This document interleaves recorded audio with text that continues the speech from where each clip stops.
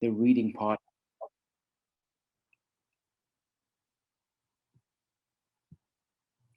So in this session, I'll start with some essential skills for the test generally, and you need these for all 3 passages. Then we'll move on to some important points. Now, these are more of a practical nature, but if you fully understand and appreciate these, it helps you with the strategy for the test, and it helps you to maximize your chances. And then we'll move on to some more specific question types and how you can answer them to maximize your score and your performance in the test. Because it's all about getting as many correct answers as possible. So, essential skills. Now, firstly, we need to understand what skimming means. There isn't time to read every word of every passage. You have 1 hour to answer 40 questions from 3 reading passages. A detailed understanding is not necessary at this stage, and you don't have to write an essay on it. So there are 3 reasons why we skim this. Skimming is speed reading. So being able to run through the text as quickly and efficiently as possible for 3 main reasons. Firstly, we want to know an overall picture of what this article is about. And that's usually enough to know at this stage. Secondly, we can get some idea of how the passage is organized. So what did we read that was near the start, what's in the middle, and what's at the end? That's basically all we need. And thirdly, and possibly most importantly, to highlight some of the key words and phrases from the question statements so we know where to go to in the text to find those answers as quickly as possible. The second of these is scanning, and this means searching quickly through the text to find the keywords that we identify in the question statements. Now, some words are more easy to find than others, like names, places, dates, things that start with capital letters. These are quite easy to scan for. Other important words that we identify might be a little bit harder, but practice in scanning through the text to find exactly where we need to be in the passage is obviously a great benefit in maximizing your chances and really answering all of the questions. The most important skill that we need is the ability to understand paraphrase. The questions are not easy, and most of them will not use the same words that you see in the reading passage. So you need to be able to work out which words have similar meanings, because that's what you need to find in the text to be able to give you the answers. Okay, let's look at some important points now. Firstly, now this might sound really straightforward, but there is 1 mark for each question. And some questions are easier than others. So therefore, let's make sure we get all the easy ones right, okay? Or as many of these as possible. That's really the key thing. There are 40 questions overall, and we need to get 30 correct answers for band 7. 33 if you want to get band 7.5, or if you don't quite get to there, 27 correct answers will give you 6.5. So basically, if you average 9 correct answers per passage, you'll get band 6.5, 10 for band 7, 11 for 7.5. So that's what we need to do. We only have 1 hour for the reading test, and there are 3 passages, and as we said, 40 questions. So that doesn't give you really a lot of time. 1 hour for 3 passages means 20 minutes per passage. If we can, we need to try and do passage 1 in maybe 17 or 18 minutes to give yourself an extra 2 or 3 minutes for passage 3, which is a little bit longer in terms of the number of words and the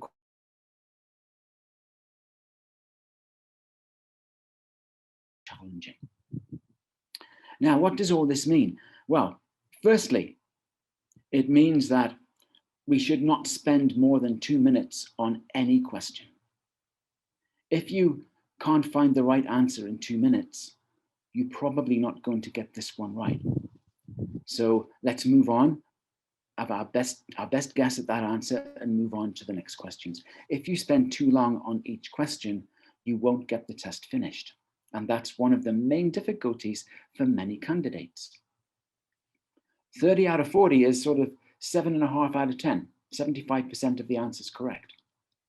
But if you take too long in each question and only do 30 questions, well, now you have to get all of them right to still get band 7. So as you can see, timing is important as well. And this little one in the middle, change in structure and emphasis. This is very important because this happens a lot of the time in a lot of the questions. Often you will find a different construction of the sentence in the question statement compared with where you find this part of the text in the passage.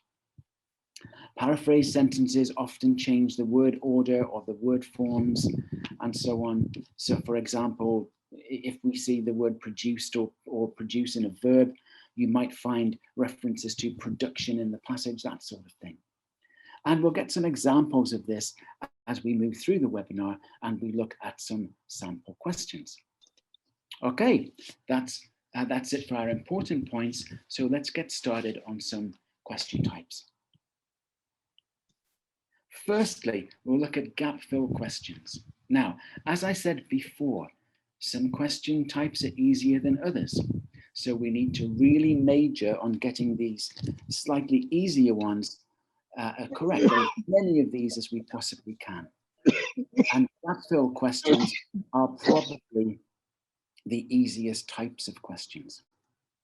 If you look on the official IELTS website, it'll tell you there are 14, 15 different types of questions. But some of them are very similar, and gap fill questions can come in a number of different forms. We can have tables to complete, flowcharts, notes, diagrams to label, summaries to complete, or sentences. The methodology is pretty much the same for all of these.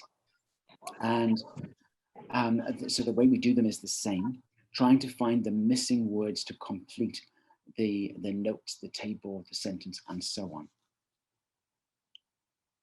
So let's have a look at the key things here. Now, actually, just pop back to there exactly and look at the important things about gap fill questions. Firstly, we need to look for the important words before and after each space. Okay? Because that's where we need to look for the really important keywords that we need to search for in the passage. Also, follow the instructions carefully. How many words can you use from the passage? It will tell you so. And which word forms do we need for each space? This also is very important. The completed summary or sentence or whatever usually almost always has to be grammatically correct. So therefore, it's very important to know which word form we need. That will help you find the right answer. Now, the main reason for candidates losing marks for this type of question is that they choose as their answer a word or words from the text that are already paraphrased in the question statement. So understanding the paraphrase and the word forms that we need for the answer is very important indeed. So let's look at some examples. Now, here we have 3 questions asking us to complete some notes. No more than 3 words from the passage for your answer. And I'm going to show you examples from the text as to how we answer each of these questions. Here's the first one. Now, remember what we need to find here is the decompression zone, and we find that here. Now, we find the place in the passage quite easily because it's in quotation marks, so we know this is taken directly from the passage. And so what we get here is the area immediately inside the entrance to the supermarket is known as the decompression zone. People need to slow down, take stock of their surroundings, and so on. Okay, let's quickly look back at the question. Now, here we've got decompression zone for something, not sales. So we have to look here at what we need. Now, here we need a noun. Quite clearly, we need a noun. Sales is a noun, and this is a parallel structure. It's for something, but not sales. So we need a noun there. So let's go back to the text. Typical incorrect answers here include slow down or take stock. But these are phrasal verbs, so they cannot follow the preposition for. They would need to be, that preposition would need to be to slow down, to take stock. So these can't be the answers. We need a noun. So we have to keep reading, and what we get is this sentence. Sales are not really expected here. So not for sales. The space tends to be used more for promotion, which of course is our answer. So decompression zone for promotion, not sales. So if we understand these techniques, we'll find that answer really easily. Here's number 2, the chill zone. Chill zone for something, such as magazines, books, and DVDs. Again, we'll find this quite easily in the text because we get chill zone directly quoted. So let's go to this one. A chill zone for browsing magazines, books, and DVDs. Now, many candidates with this answer choose the word browsing because they see here chill zone for browsing magazines, books, and DVDs, and they see the question here with all of those words in it. Usually with IELTS reading passages and questions, if you see exactly the same words, that's not going to give you the answer, okay? Now, also, browsing cannot be the answer here. And there's another reason, another very important reason to understand as to why that cannot be the answer. The structure is actually correct because chill zone for. Now, where a verb follows a preposition, you probably know this needs to be in the gerund form, and browsing is a gerund, so far so good. But we have these words here, such as magazines, books, and DVDs. Now, how do we use the words such as? This is to introduce an example. So magazines, books, and DVDs in this sentence in the question are examples of this, the space. So this needs to be a general noun of which magazines, books, and DVDs are examples, which means that we need to keep reading the text. This is to tempt impromptu purchases and slow customers down. Okay, and this leads us to the next point. If you give purchases as the answer, it will not get you the point. You must write in impromptu purchases. And many candidates don't do this because they don't know the meaning of the adjective. If you don't know the meaning of the word, that doesn't mean that that's not the right answer. Impromptu means unplanned. And the point in the passage is that customers go to the supermarket to buy groceries and household items, but the chill zone takes their attention and they look through, they browse things like magazines and books, and then maybe they buy them. They didn't intend to do them. These purchases are unplanned. They are impromptu purchases, and that's our answer. Okay, the third one. Now this one maybe is a little more straightforward. Counters selling something are positioned opposite the entrance. Again, here's our verb, so this needs to be a noun. Okay, opposite the entrance. What is opposite the entrance? So again, keep reading. Keep reading. Those on a serious shopping mission will keep walking ahead, and the first thing they come to is the fresh fruit and vegetables section. Now, if you've just gone into the shop, what is immediately opposite you, is going to be this first thing you come to. Immediately opposite the entrance is going to be the first thing you come to. And that's where we get the words from the question.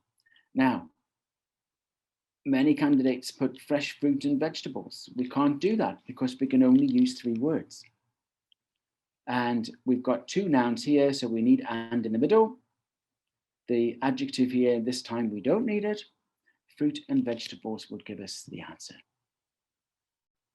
Okay, so back to the questions. If you can follow these techniques to find answers to gap fill questions, well, you should be able to get most of them right. And you'll get at least 2 sets of these, sometimes 3 sets of these types of questions throughout the 3 passages in the test. That could be 10, 12, 14, 15 questions. Well, if we can get 12, 13, 14 of these right, you're well on the way now to getting your target score. And you take the pressure off a little bit of the more difficult question types that might follow. Right, let's look now at a summary completion question. Now, summaries tend to be a little bit more difficult. They're possibly one of the 2 hardest types of gap fill question, along with sentence completion. Now, what is a summary? A summary is a shortened and paraphrased version of a larger extract from the text. So what we need to do here, as just the same as before, we need to look at the instructions, how many words we can use, and so on. Which word forms we need is particularly important, which word forms to fill each space, and of course the keywords before and after each space. But really, really important here is to be able to work out which words that you see in the summary have similar meanings to words that we read in the text. That's very important so that you can identify which words in the text could be the answers. So let's look at each of these in turn to demonstrate. Okay, now the first thing, concentrating solar panels, where we find the summary. And we've got these first words, unlike solar panels. So use the words from the heading to find which paragraph or paragraphs we need from the passage. It will be a particular 1 or 2 paragraphs. And here's the paragraph. You don't need to read it all for these purposes, but here is our words, unlike solar panels. So let's look at the first one of the questions. Unlike solar panels, CSP concentrates the sun's rays on boilers using missing words. Here are the words from the text, the relevant words from the text that we find. I've crossed through words that don't appear at all in the summary, and I've given you the paraphrasing from the passage, from the question to the passage. Concentrates means focus. Sun's rays means light. Boilers means water pipes or boilers. When we see or, it means either or. This means it's the same. And this means that the only word that it can possibly be is this one. This is the only noun. We've got using mirrors, utilizes mirrors. This is the only word this answer can be. So if we understand how to do this, you've got a virtually 100% chance of getting this question correct. Same with the next one. The resulting heat produces high temperature, missing word, which in turn moves the turbines which generate electricity. Here are the words from the text. And again, produces, to produce, high temperature, very hot, moves the turbines, operates the turbines, generators generate electricity. We only have one word left here. We need a noun, very hot, high temperature, steam is the answer. There we are. Now, the next one is a little more difficult. CSP plants will be situated in missing words to allow seawater to run in. Again, these words are not in the summary. CSP plants will be situated in. Proposes building CSP plants in. And to allow seawater so that seawater can flow into them. This means our answer must come from these words in the middle that are underlined. Now, most students, most candidates here try and use areas below sea level. They want to put that for the answer, but we can't take any 2 words out of this and it still makes sense. For this to make sense, you need all 4 words, and we can't use 4, we can only use 2 words. So areas below sea level don't give us the answer. We have to look at the following words, and there's only one noun. It's depressions, which means lower lying areas of land. Basically, areas below sea level is what it means. Now, even if we don't know that word, we can work out that that's really got to be the answer. The Sahara is a noun, but clearly that's not the answer. The whole article is about the Sahara. And has is a verb, several is a quantifier. This is the only word it can possibly be. So even though this is a harder answer to find, if we follow our gap fill technique, it's relatively easy to pick out the answer. And the final one, the resulting dirty water will be used for missing words around the power plant, and in this way, oases will be formed. Again, crossed out the words that are not in the summary, and here you have the paraphrasing, which leaves us with only one word, which is irrigation. If we follow the right technique, we can get nearly all of these answers correct. Okay, let's move on to identification questions. We have 2 types of these: true, false, not given, which is slightly easier, are in passage 1, and yes, no, not given, which are a bit harder, are in passage 3. The methodology is the same for both of them. Okay, now then, the key thing here is to identify the words in the question statement that we need to find in the passage, scan the passage for those words that have a similar meaning, and then read that part of the passage very carefully so we can see what it's saying about this particular issue.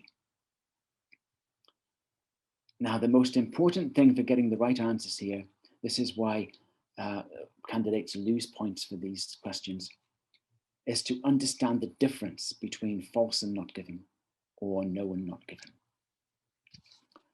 False means the information in the passage states the opposite to what's in the question statement.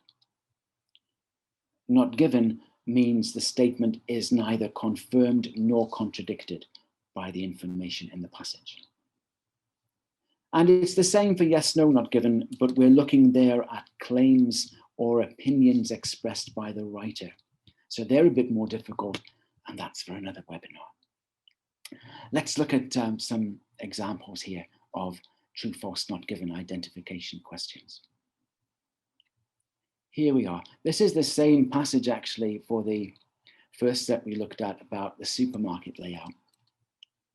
And here we have the 3 questions. Let's look at each of these in turn. The greeters at Walmart increase sales. Here's the relevant part. Walmart famously employs greeters because a friendly welcome is set to cut shoplifting. It's harder to steal from nice people. That's all we see about it. Okay? Now, this does not say that greeters increase sales. And this is why many candidates put false as the answer. So the text says why Walmart hires greeters, and it's not to increase sales. So the answer must be false, right? Well, no, it doesn't specifically say that they increase sales, but it doesn't say that they have no impact on sales, that they don't increase sales. It doesn't tell us what they do. It just says that they are employed to cut shoplifting. So we don't know if they have any positive or negative impact on sales at all. So the answer has to be not given. And that's the main reason for candidates losing marks, like we said. The second one, shoppers are less likely to buy less healthy options if they buy fruit and vegetables first. So a conditional sentence here that's got a negative construction, less likely to buy less healthy options. And that can be quite difficult to work out. Now let's look at our text here. Here's the relevant part at the end of this paragraph. Now, the answer to the question is false. And what we need to understand here is that in the question, The reference to buying fruit and vegetables is the second clause in the question statement. But in the passage, it's at the beginning of the sentence. So the order of the clauses is reversed, and that confuses many people. But also the expression less guilty is used about buying less healthy items here. These are both negative structures. The opposite is the case in the answer statement. If they feel less guilty, they will be more likely to buy less healthy options. So the answer has to be false. So we have to sort of work out that positive negative construction to make sense of what it's actually saying when we compare it to the question statement to get our correct answer. Now let's look at the last one. Central bakeries produce a wider range of baked products than in-store bakeries. Now this question is a comparison, wider range than. And quite often we get these identification type questions being phrased as a comparison. So the first thing we have to do is to look for a comparison in the text. If you can't find a comparison, the answer must be not given. So we have to look for that. Here's the relevant text. And is the next confusing point. We do see a comparison. It says here, even though central bakeries that deliver to a number of stores are much more efficient. So there is a comparison being made, but it's not a comparison about the same issue. The question statement was talking about a wider range of products. In the passage, it's talking about one being more efficient than the other. So not only do we have to have a not given answer if there's no comparison, the answer is also not given if the comparison that you find is not about the same issue. It's not making the same comparison. That's also not given. So the answer to this one is not given.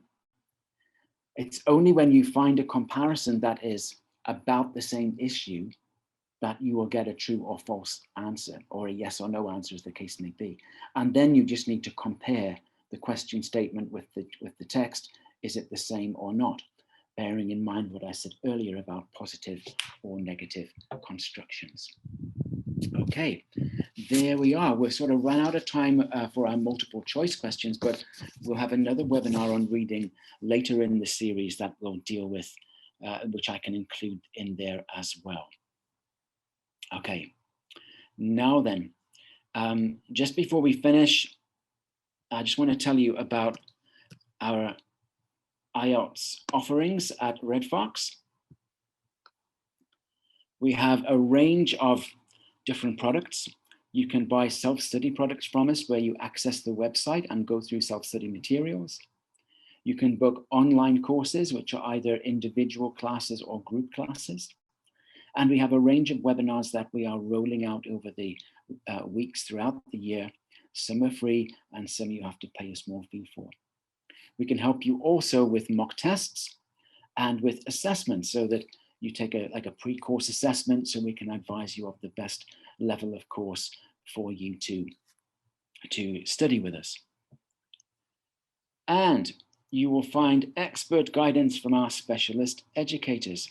Everyone that you will be assigned to, whatever tutor or teacher that you get from Red Fox, you can be assured that he or she will be an expert in his field, her field. And all of the materials that we use are quality materials written by a former IELTS examiner. And yes, that's me.